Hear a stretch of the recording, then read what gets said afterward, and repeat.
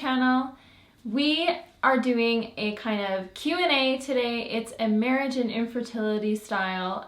So the questions are specific to basically how our marriage or your marriage can survive infertility. And we are by no means experts, but we have been doing this for a few years now. So we do have kind of a few things under our belt, I guess. Yeah, we made it this far. Yes. Yeah. Married, win. Yes, married win. So we actually have not read through the questions yet. We just kind of picked the ones and we wanted to kind of do it in kind of a more candid way. So we are going to just read the question and give you kind of our first thought, our first answer that comes to mind. And hopefully it's of value and makes sense. Yes. So yeah, let's get started. Let's do it. Number 1. Oh, I'm going first. So the first question is, do you two ever disagree on what to share? And part 2, what might be too much or not enough? So basically, like that's obviously for us, we share a lot, but there might be kind of people who are interested in this question who just are curious what to share with even family members and things like that. So we'll kind of answer it like that. Okay. So for us, we share a lot. We have our YouTube channel, so we put everything out there. We tell you guys what's going on in our lives pretty much as it occurs, and we keep our family informed, and we tell them not everything, because not every single detail needs to be explained, or do we want to explain it necessarily. So we like doing these videos. We enjoy talking with you guys, and we share kind of updates and things that are going on in our lives so that we can make you guys aware and you can stay up to date with our journey. So it wasn't always like this. Our first kind of year of dealing with infertility, we were a little more private. It wasn't until we decided to open up and share more with family members, friends, YouTube community, that we've really come to our own and we felt more comfortable with our situation. We don't feel like an ounce of shame about what's going on. I don't know, I think by sharing with those that you love, that you know will give you support, has been a good thing for us. So we have always been on the same page about that. All right, so the next one is, do you think infertility is equally hard on both of you? And that is definitely a good question. I'll say my answer and you say yours, okay? Okay, sure. I think that definitely, naturally, it is a little more difficult for the woman. And that is for the obvious factors, such as she is the one, you know, dealing with the actual procedures, and I mean, most of the time in our case at least. And so that way it is very difficult, I think, for the women. I think emotionally we are both equally invested and we are both equally desiring that family. So it is hard on us both equally that way, but kind of more of the physical and deeper aspects, I think, the women. Yeah, I think like really directly it affects you because, yes, as you said, you're the one going through the procedures, you're taking all the needles, whereas I'm more of the bystander to that. Other than the direct fact that I had the male factor infertility, and so that was a huge impact. On you emotionally? On me emotionally, yeah, for sure it was. And I think for me emotionally, it's seeing you go through the struggles, like when you have to take all the needles and I have to stand there unable to really do anything other than support you and be there as a shoulder to cry on when you need it, and just coaching you through it and saying like motivating things to get you through everything. Yeah. And I think that's the emotional part, is how hard it is on you and seeing your reactions and seeing you struggle. And obviously I struggle. I'm not saying this is just you, but I just mean it's more emotional for me to see how hard it is on you when things are happening that aren't what we want. Because you love me. Because I love you. Because you love me. Okay. The next question. Do you feel sometimes like you are so deep involved in having a child that you sometimes let your marriage, I think she means drift apart, or kind of leave it to the side? And yeah, Yeah, definitely a little bit.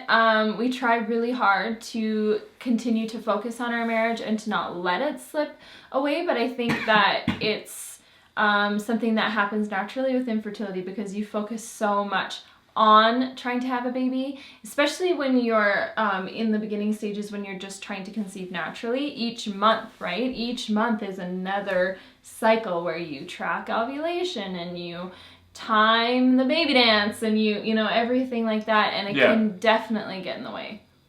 Yeah, I think so. I definitely would agree with that. Yeah, so you just really have to make that conscious decision in your mind that the person you have right now is your husband, is your wife, is your significant other.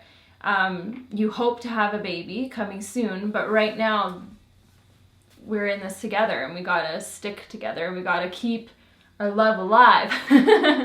So we're not great at it, but we definitely are trying. We're doing the best we can. So the next question is, how do you guys come to a mutual agreement if you don't agree on something initially? That's kind of a hard one. I think for us, a lot of the time when it comes to infertility, we're both very logical people. So before we even necessarily throw out our opinions, depending on the route that we might be taking, we'll just really look at the details and we'll talk about them and we'll see, you know, what's the pros and what's the cons and what do we think will work best for us, and just try to make a decision together based on that. Right, but if we sort of did, we would just literally hash it out. We would talk and talk and talk and talk and talk until we're both blue in the face and there's nothing left to talk about. And we would be 110% sure that that is what our decision is going to be. Yeah. Like we would not say yes or no until we were both like exhausted of going through the motions of it. So I think that's kind of one way. So this one is kind of similar to one that we answered earlier, but since you have been trying from the very beginning of your marriage, do you think you have missed out on marriage as just a couple, like just enjoying each other without the pressure of conceiving or infertility? 100%, yeah, definitely. When we decided to start trying for a baby, we thought it was going to be fun and exciting. You know, we had such a positive outlook on everything, and it was going to just be a part of our marriage. Now that it's such a struggle, it has definitely kind of done some of the opposite. It hasn't been very fun. It hasn't always been exciting. It's been down and difficult. And, you know, there's a lot of aspects, like financially. You know, there's things that we would have loved to have done, but haven't been able to because we're putting our money elsewhere. If we had known maybe that we would be dealing with infertility this long, maybe we would have decided to travel or something instead. Yeah. It's really hard to say because we're just at where we are now, and that's just how our life is. We aren't necessarily going to change anything about it or wish anything away, but it definitely would have been nice to kind of take advantage of certain things as a married couple before dealing with infertility.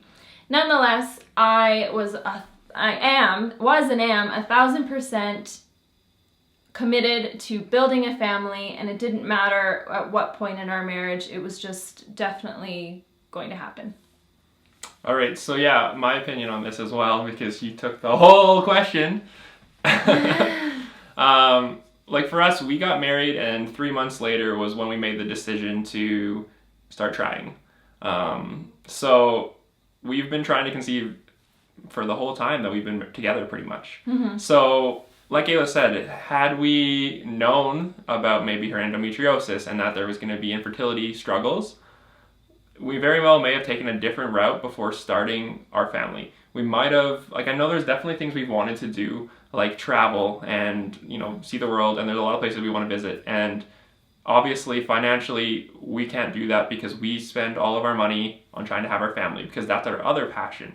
So it's been great for us as a couple to grow and become very strong together because we've been able to work through this infertility problem and together as a couple. And I think it's really strengthened our relationship, and I don't know what type of relationship we would have had if we didn't have this issue together, because in the early stages of being married, there's a lot of things you have to learn about your partner. there's a lot of things that you don't expect and that come up, and especially infertility. So it's definitely strengthened our relationship and made us who we are today. How was it for your relationship when you first thought something was not working right away as you might have expected? Was there blaming, or were you more rational? So we got to kind of bring our minds back to when we first found out this sort of thing. Yeah. And yeah, it was hard. I remember feeling very mixed emotions, both of us, because, you know, we're just so hopeful at that point, right? Yeah. And to hear such negative news come from your doctor is just kind of like a kick in the face, and you Really don't know what is. to do. And your marriage kind of has a little bit of issues that go along with it. When it comes to blaming, like I don't, because at this point when we first found out, it was only Caleb that we knew about. We didn't know anything about myself. So I never kind of put blame on him. You know, sometimes I thought, like, why does this have to happen? Is this like some kind of sign from the universe we're not supposed to be together? You know, all those negative, crappy things. But never would I have ever blamed him. Just because I know that this is out of our hands, we have nothing to do with it, and he was always loving and supporting. And I also just saw the pain in his eyes of how hard it was for him to kind of, you know, take, and I never wanted to put anything extra on that. Fast forward to when we found out things were difficult with me, you know, I guess it kind of leveled the playing field a little bit. So now we both get to feel crappy about our own infertility, and there's definitely no blame there. No finger pointing whatsoever, because we're both in the same boat. Yeah. But I mean, even when it's only one person in the relationship, I think you just have to approach it as though you are a couple, you are a whole. Therefore, whoever has any infertility or has any troubles, it really is just taken on with both of you. You are married, you are one. That's how it is. That's how it is. You might have other problems if there's lots of blame going around that you don't need in a relationship. That's a risky thing, I think. So it's something to think about. Like, you don't want to be in that position, because this journey ahead of you is going to be very tough, and you need each other. You need to be strong from the beginning. You need each other. All right, this one is kind of fun. Did you ever find it difficult during the fertile window to keep the baby dancing fun and not like a chore? So this goes back to, obviously, our trying to conceive days when we were doing it naturally, month to month. Yeah, I know that this is something that a lot of couples struggle with, and we definitely did. Absolutely. So I don't really have any like advice for you necessarily, because we never really kind of perfected that. We never were really that great at it. Definitely just try to keep the pressure off, okay? That's something that I was not good at. I tracked it. I had an app on my phone, and I was, always, planning out what day it needed to be done and that sort of thing. And that put too much pressure on it, and it just lost kind of any passion, really. So I guess that my only kind of tip would just be, if you are the woman and you do have to plan and you do want to kind of do that, by all means. I totally feel, I was like that too, but just maybe keep it to yourself. Like, don't necessarily, let him in on like what days are necessary, right? Because that's just a lot of pressure, and it's kind of just becomes more, well, we have to do it, right? It becomes that chore. Yeah, absolutely. So if you aren't willing to kind of let go of the control yourself as the woman, just maybe keep him on the down low and don't really let him know what days, and then he has no clue. All right, so the next question, I think it's going to be the last question for us, just because I know this video is getting long. It's hard. Thumbs up if you've stuck with us this whole time. Yes, thank you guys for watching to this point. So the next question is really just, have we considered using therapy or any type of a support group or anything like that to help us get through our struggles? And another kind of part of that question that ties in is, have we ever done any kind of art to express our feelings or our thoughts or anything kind of just to be therapeutic? Yeah. So the easy answer to that is we go on YouTube, we post these videos, quite often, and we find a lot of therapy. It's very therapeutic to talk to the camera, knowing that there's so much of you guys out there listening and who just care for us and support us. And that really has been a huge support group of our own. And I think there's a community that we've created here that we've also been welcomed into by you guys that has been the therapy that we need. So that's all that I've really needed right now, is just to be able to talk to the camera and let it all out. Mm-hmm.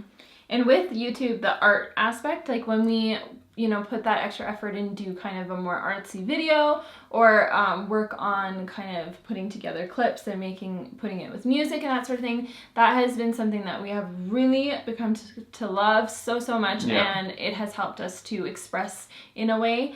So that's something that's been great about YouTube. Yeah. Now, in terms of kind of extra support outside of YouTube, we have actually seen the psychologist at our clinic a couple times.